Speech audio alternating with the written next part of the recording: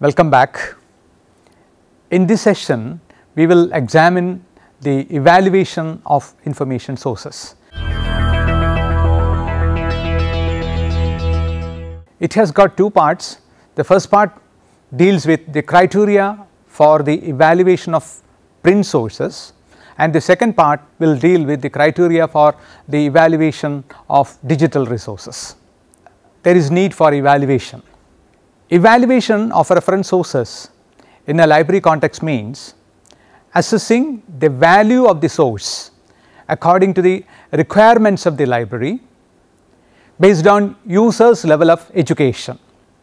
For any library, the process of evaluation is very important to develop the need-based best collection.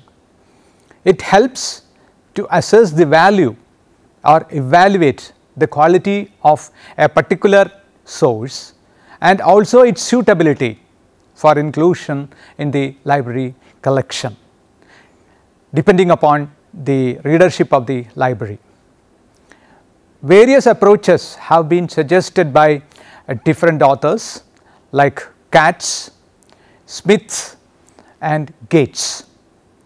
A prominent author, Gary Gorman, he has made a comprehensive overview of the area, and he cites other authors providing very detailed guidance for evaluating materials.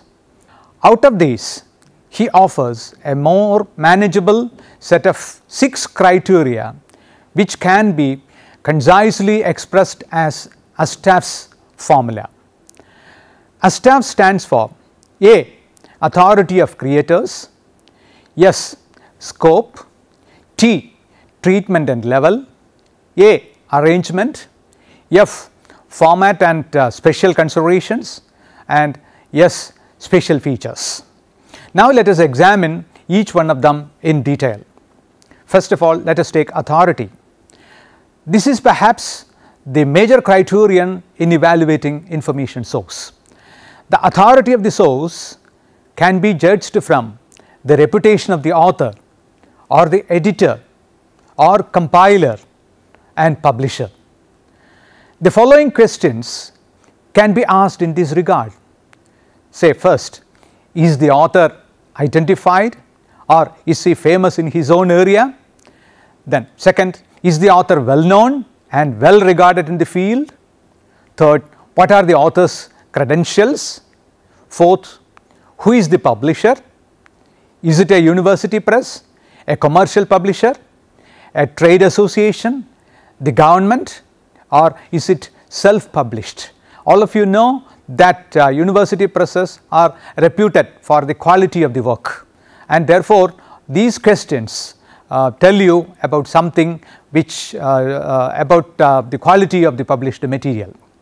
Then the second aspect, scope and purpose. Authors or editors usually state the scope and purpose of the reference source either in the preface or the introduction. If you go through the preface or the introduction, you will get an idea of what is the scope of the work. From the description, the suitability of the book for the user can be easily assessed. The reference source should follow a definite plan. It should also be ensured that the plan is followed consistently, that is throughout the work. It should be complete in its coverage. There should be a balance in the selection of topics. The questions to be asked in this context are: 1. What is the purpose of the document? 2. Has this purpose been fulfilled in the work? 3. What is the coverage of the document? And 4. Is there consistency in the planning of the document? If the answers to these questions are satisfactory, then the work can be treated as an ideal work. Then the third criterion, that is treatment. The style and level of treatment of the subject is of prime importance from the user's point of view. Similarly, the accuracy, objectivity and clarity should also be checked. The information provided about facts, persons, places, etc. should be authentic, reliable and complete. It is also important to check whether there is any bias in the treatment of the subject. In other words, it should be ensured that the author has maintained objectivity throughout the document. The questions to be asked in this context are: does the work follow a lucid style? Are the information covered in the work are accurate and up to date? Then third, is the treatment of the subject objective and free from bias? Now let us pass on to the fourth criterion, that is arrangement. The order of the contents or the arrangement of the information provided should be quite convenient to the users to consult, so that the required information can be located or accessed expeditiously with utmost ease. For this purpose, the information is usually arranged either alphabetically, chronologically, geographically or in a classified order depending upon the nature of the information given. Usually the alphabetical order follows either letter by letter or word by word pattern. In order to facilitate easy access, different types of indexes are also provided with sufficient number of cross references. You might have seen in books different types of indexes like author indexes, subject indexes, etc. Now the questions to be asked here are: 1. Is the arrangement helpful for easy location of the information? Then 2. Is there sufficient number of indexes? If there are sufficient number of indexes, okay, the work can be readily accepted in a library. Now let us pass on to the next criterion, that is format. The format includes the physical features of the document like layout, quality of paper used, typography, illustrations, maps, charts and nature of binding. The layout and size of the document should be attractive and convenient to handle. The paper used should be durable because of the likelihood of the frequent use of reference books. All of you know that reference books are constantly consulted and therefore the paper is of good quality. The illustrations, maps, diagrams, etc. should be attractive and well laid out so that the users can comprehend the information without difficulty.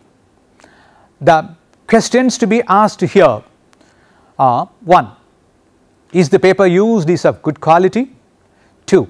Are the typefaces or fonts used are attractive? Then 3. Are the illustrations, tables and diagrams are clear and attractive?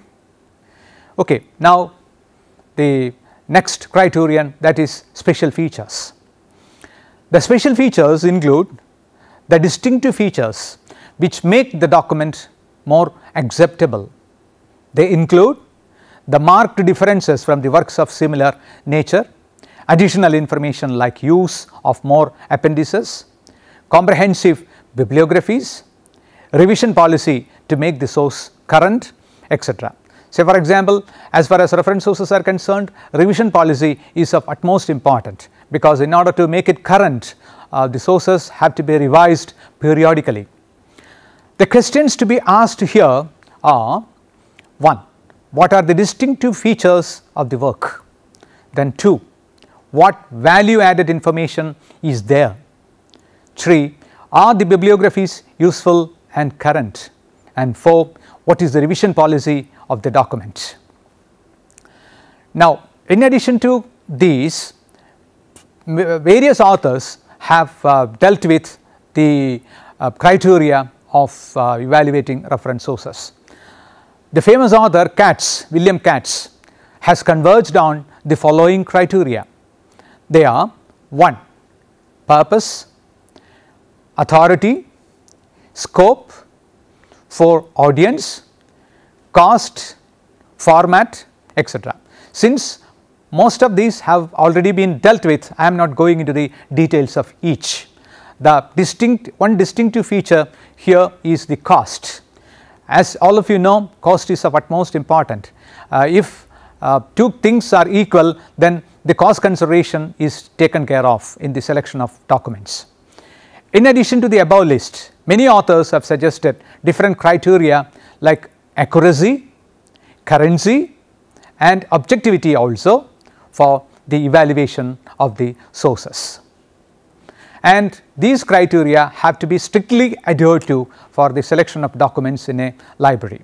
As you know, reference sources are very costly, and therefore one has to pay more attention for the diligent application of these criteria. Now let us pass on to the criteria for the evaluation of digital resources.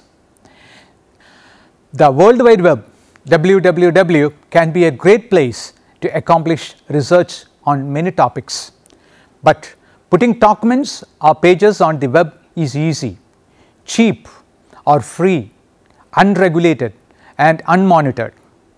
The great wealth that the internet has brought to so much of society is the ability for people to express themselves, find one another, exchange ideas, discover possible peers worldwide they never would have otherwise met, and through hypertext links in web pages suggest so many other people's ideas and personalities to anyone who comes and clicks. Herein lies the rationale for evaluating carefully whatever is available on the web.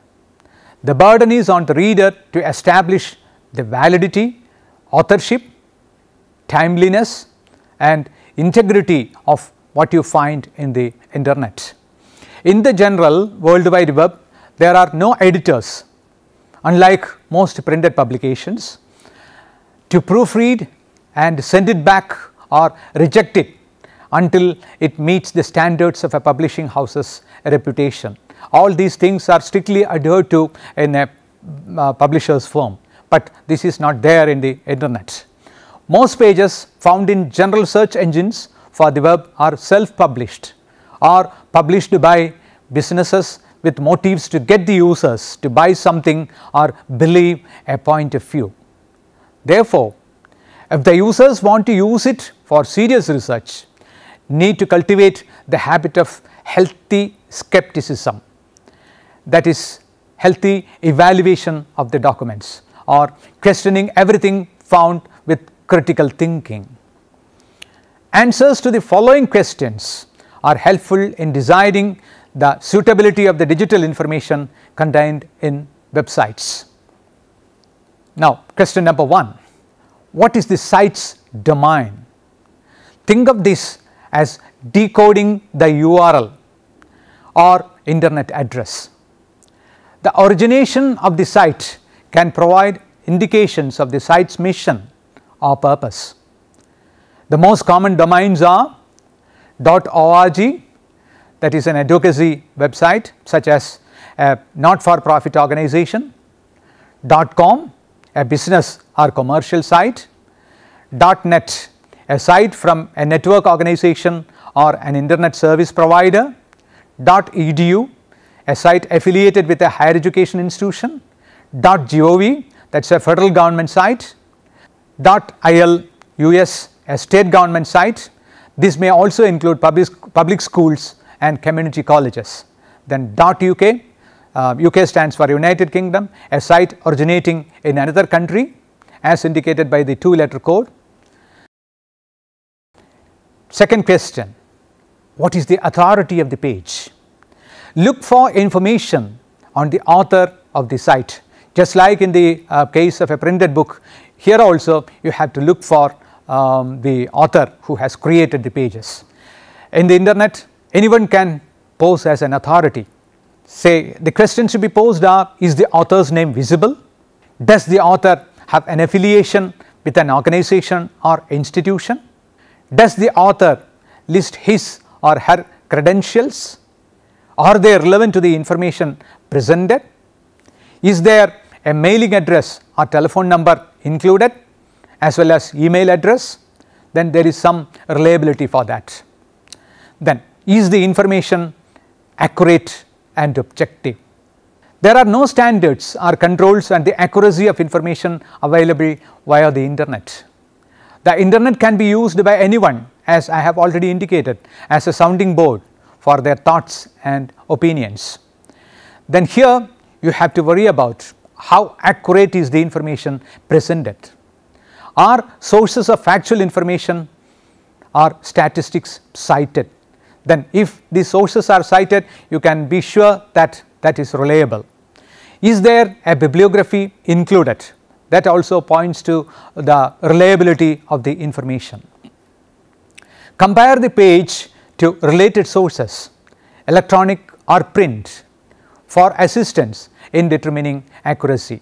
That means that do not be carried away by the sheer fact that something is mentioned in the internet and do not misconstrue it as correct. So, you have to tally it with other sources of information. Does the page exhibit a particular point of view or bias? Is the site objective?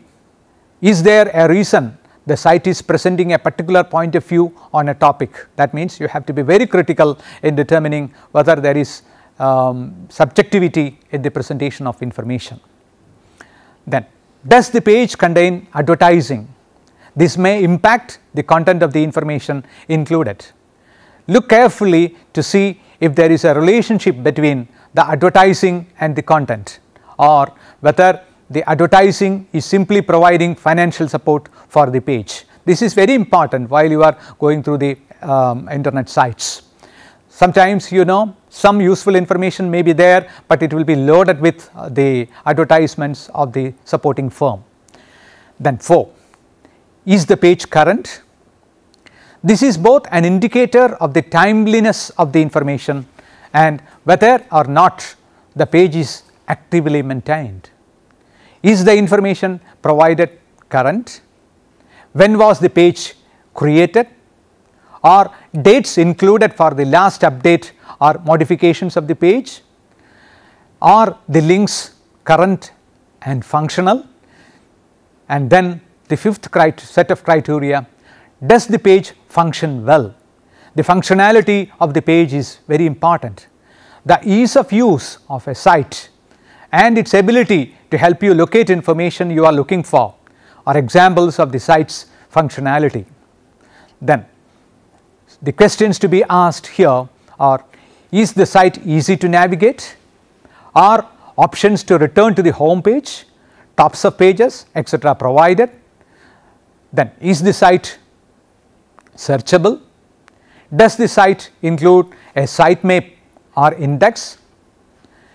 Then here, in addition to this, I have examined a number of library sites, especially library sites of American universities, which provide clear-cut criteria for the evaluation of digital resources. Here you can see the evaluation checklist provided by the University of California Berkeley Library as follows. Say the questions they put forward are, what can the URL tell you? Who wrote this page? Is he or she or the authoring institution a qualified authority? Is it dated, current and timely? Is information cited authentic? Does the page have overall integrity and reliability as a source? What is the bias? Then could the page or site be ironic, like a satire or a spoof? If you have questions or reservations, how can you satisfy them? If the website clearly answers these questions, and if only you are convinced, then only you have to consider it as a reliable site. Then another example is that of Georgetown University Library. Their site discusses the issue in greater detail, and you can refer to http://www.library. Georgetown.edu/tutorials/research guides evaluating internet content. That is the title. It will be worthwhile to go through the site on your own, because that is very well written, and almost all the criteria are explained in ample detail. Now let us summarize the session. Various approaches have been suggested by different authorities like Katz, Smith and Gates. Gary Gorman's comprehensive overview of this area cites other authors providing very detailed guidance for evaluating materials. Out of them, he offers a more manageable set of 6 criteria which can be concisely expressed as Astaff's formula. Astaff's stand for authority, scope, treatment, arrangement, format and special features.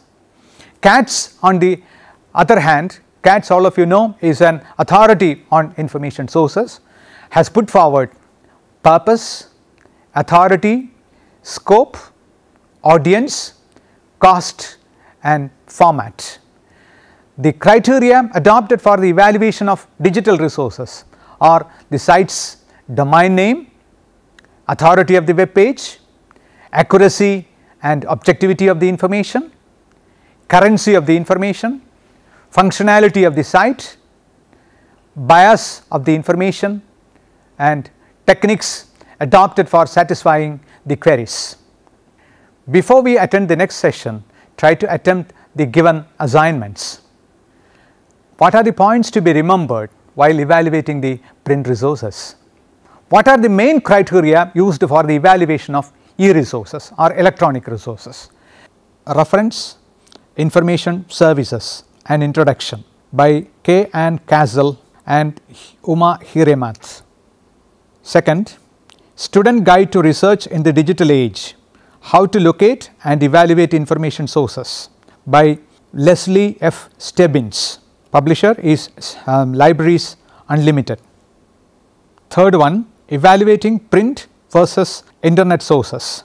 This is taken from the website of the Purdue University Online Writing Lab, and the site address is https://owl.english.purdue.edu/owl/resource. Next one also is taken from the website, and the title of the site is Evaluating Information Resources. It is retrieved from University of Alaska Fairbanks Elmer E. Rasmussen Library, and the site address is http://library.uaf.edu/lis101 evaluation.